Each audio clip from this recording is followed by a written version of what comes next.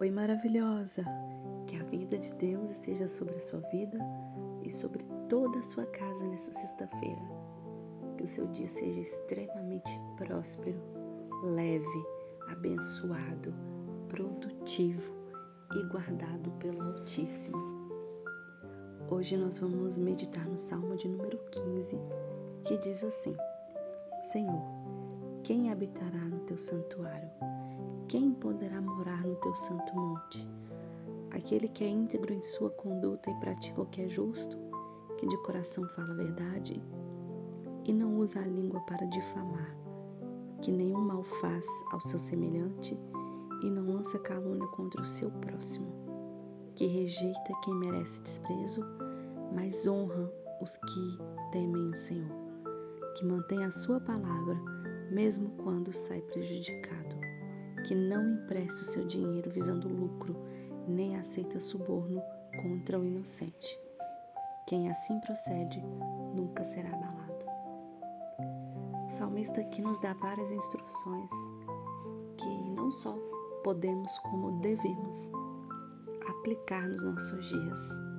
São instruções que refletem e remetem o caráter de um verdadeiro cristão, aquele que se inspira e se espelha em Cristo, aquele que busca fugir da aparência do mal e busca agradar o Senhor, aquele que imita a conduta de Jesus, aquele que tenta, mesmo que a sua natureza seja difícil, seja carnal e conspire contra, mas ele tenta de todas as formas possíveis andar alinhado segundo o caráter de Cristo.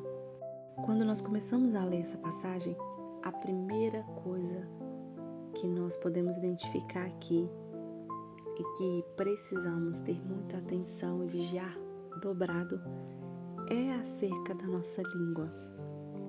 A nossa língua é um pequeno membro, como diz no livro de Tiago, é um pequeno membro, mas que tem o poder de atear fogo em uma grande floresta. Assim como uma pequena fagulha consegue acabar com uma floresta, a língua, um dos menores órgãos do corpo, tem o poder de corromper a nossa alma. Isso porque Provérbios diz que o poder da vida e da morte está na nossa língua, ou seja, nós temos poder para profetizar coisas boas, mas também para amaldiçoar, mesmo que inconscientemente. Aquilo que inconscientemente nós falamos e geramos algum tipo de abertura no mundo espiritual para um mal agir, por mais que talvez nós não falamos racionalmente, talvez tomado pela raiva, talvez até mesmo por falta de maturidade espiritual e sabedoria, mesmo que nós não colocamos ali uma intenção além, o mundo espiritual ouviu. E o mundo espiritual, ele reage às nossas ações no mundo físico. E a palavra é uma dessas ações. Quando nós falamos com Deus, nós usamos o quê? As palavras. A oração, basicamente, ela é realizada primeiramente através da nossa fé em Cristo Jesus. E o principal meio que nós usamos é a nossa boca, é o nosso falar. Ainda que oremos em espírito, a prática da oração falada verbalmente reverbera no mundo espiritual.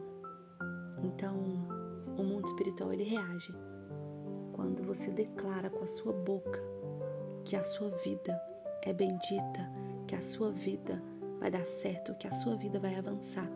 O mundo espiritual escuta e há uma reação. E quando você diz que você não consegue fazer nada, que você é incapaz, que tudo dá errado para você, que parece que as coisas não andam, você também está lançando um decreto. A nossa boca tem o poder de lançar decretos. Tiago 3 diz que o homem que não tropeça no falar, esse é perfeito, porque domina o próprio corpo. Presta atenção aqui. Olha o poder que Tiago está ressaltando que a nossa palavra tem. Se nós conseguirmos dominar os nossos lábios, aquilo que falamos, nós também conseguimos dominar o nosso corpo. Aqui o salmista, ele fala: aquele que não usa a língua para difamar, que nenhum mal faz ao seu semelhante, e não lança calúnia contra o seu próximo. Aqui ele está falando de pessoas que vigiam a sua língua, vigiam falar. A Bíblia fala de um pecado que muitos negligenciam, a fofoca. É um pecado que entristece muito a Deus. E, na verdade, eu nem posso dizer que entristece. O Senhor abomina. Ele não gosta de pecado nenhum. A gente sabe que a única coisa que pode afastar o homem de Deus é o pecado. A Bíblia diz que o salário do pecado é a morte, ou seja, o Espírito Santo não habita e não condiz, não compactua com o pecado. É como tentar misturar água com óleo.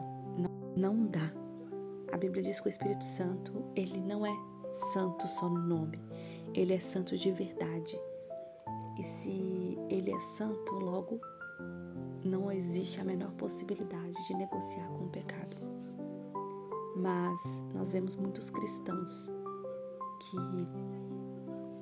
pregam santidade, pregam salvação, amam a Deus, até vigiam em muitas coisas, mas não vigiam no falar. Estão sempre alimentando fofoca, estão sempre alimentando o irmãozinho que gosta de falar da vida do outro, que gosta de apontar, que gosta de julgar. A palavra diz que existem 6 coisas que Deus detesta, mas uma ele abomina. E essa uma é a contenda entre irmãos. Basicamente a contenda, ela é gerada através de o quê? De uma conversa atravessada, de uma conversa errada, de uma conversa fiada, de uma fofoca que alguém não parou. Quer um conselho? Quando alguém vier fofocar, falar da vida alheia para você, deixa a fofoca morrer em você, não passe para frente, porque você corta o ciclo. Preferencialmente nem escute, preferencialmente nem dê assunto para essa pessoa, porque isso também é um pecado. E assim como nós precisamos vigiar em tudo, nas outras questões, essa é uma parte em que nós, como cristãos, acabamos falhando muito, acabamos normalizando. Ah, mas isso não vai contra a palavra, isso não fere os princípios de Deus. Quem falou? Eu acabei de citar várias referências bíblicas aqui que apontam para essa prática como algo que o Senhor abomina e que não deve estar no dia a dia de um cristão. É lógico que nós erramos como todo mundo, somos seres humanos. É claro que nós pecamos, mas a palavra diz vigiar e orar. E a gente não precisa apenas orar, é vigiar e orar. Primeiramente vigiar, porque de nada adianta ficar 2, 3 horas no quarto todos os dias orando, falando com o Senhor. Se quando sai do quarto, a primeira coisa que faz é fofocar, é falar mal do irmão, é difamar alguém, é caluniar, é ser omisso quando alguém está fofocando e falando mal do outro perto de você. Então, vigiar a nossa língua é essencial para que nós tenhamos uma vida cada vez mais alinhada ao Senhor, cada vez mais próxima da vida de santidade que o Senhor quer que nós tenhamos. Não só na questão da fofoca, mas também no sentido de não falar palavras tolas, palavras torpes, palavras que acarretam em maldições no mundo espiritual. Nós sabemos que maldição sem causa não procede, mas nós precisamos vigiar o nosso falar.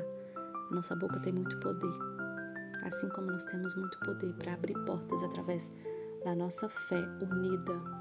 A nossa boca, aquilo que nós falamos e profetizamos, nós também temos autoridade para fechar portas e atrasar bênçãos de chegar até nós. No versículo 5, o salmista fala que quem empresta dinheiro visando lucro e aceita suborno, aliás, quem não empresta dinheiro visando lucro e não aceita suborno contra o inocente nunca será abalado. Aqui ele está falando de pessoas que querem sempre ganhar vantagem, querem sempre levar vantagem em tudo, visam lucro em tudo. As pessoas que ajudam o outro visando lucro, visando benefício próprio e não visando abençoar o outro, não visando semear na vida do outro e não visando praticar uma ação que a palavra diz que o Senhor ama aqueles que fazem, ou seja, pessoas generosas. Provérbios vai dizer que o generoso prosperará. Quem dá alívio, alívio receberá. Ou seja, aqui nós entendemos que a vida é uma via de mão dupla. Aquilo que você semeia, você colhe. Se você dá alívio a quem está precisando, se você está na posição de poder ajudar e não ajuda, você está em pecado. Mas se você pode, abençoa, não visando lucro próprio, mas visando realmente semear e fazer a diferença na vida do outro, você está plantando. Mesmo que não seja a sua intenção, mas você está plantando. E assim como o mundo espiritual vê tudo que nós fazemos, tanto para o bem quanto para o mal, ele também verá essa ação. E a palavra não mente quando ela diz que quem é generoso prospera. Então, emprestar dinheiro a juros, visando lucro, sabe? Suborno, que normalmente vem carregado de alguma atitude fora da lei. Porque normalmente o subornar é o quê? É pagar algum tipo de propina para quem está numa posição superior de autoridade, poder fazer algo, vamos dizer que fora da lei, para te beneficiar. Ou seja, pessoas que pagam para, para passar numa prova, pessoas que pagam para não ser presas, pessoas que pagam para ter algum tipo de facilidade. Ou seja, são pessoas que subornam, sabe? Essas pessoas vão na contramão do Evangelho. Tanto quem suborna, quanto quem aceita o suborno. Que nós possamos cada dia mais alinhar nossa vida aos princípios do Senhor. Que cada dia mais nós possamos buscar a presença do Altíssimo. Que nós possamos cada dia mais ser pequenos cristos na terra, fazer a diferença e buscar andar alinhados à palavra, aplicando princípios bíblicos no nosso dia a dia, nas simples coisas da vida, para que nós possamos cada vez mais agradar o coração do Senhor. Vamos orar?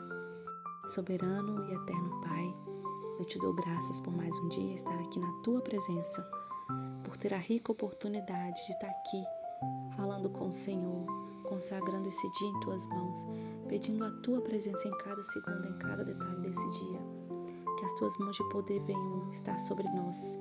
Nos guie, Espírito Santo, nos direcione em tudo que formos fazer.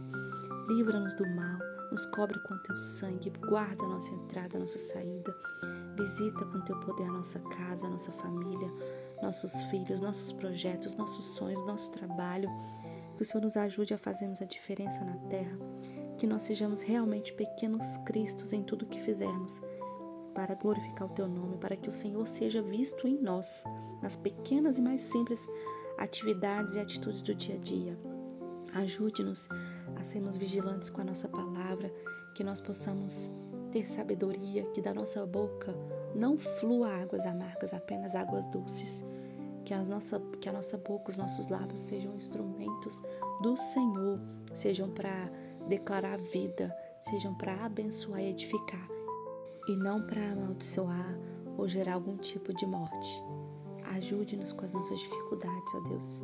Ajude-nos, Senhor, a sermos mais generosos, a olharmos mais para o próximo, a procurarmos sim ser úteis e fazer a diferença, sermos sal, sermos luz na vida do próximo, independente de ter benefício ou não. Que nosso benefício seja agradar ao Senhor. Eu oro assim, te agradeço e peço mais de Ti todos os dias. Que cada dia mais o Senhor nos encha com a Tua presença. Em nome do Pai, do Filho e do Espírito Santo. Quem concorda diz amém. E se essa palavra falou com você, eu quero te pedir que compartilhe ela com mais pessoas, mais mulheres, para que outras vidas sejam edificadas. Lembre-se de falar com o Senhor e colocar diante dele tudo aquilo que você precisa. E se posicione para receber o que Ele já liberou e o que Ele ainda vai liberar sobre a sua vida. Afinal, mulheres posicionadas prosperam.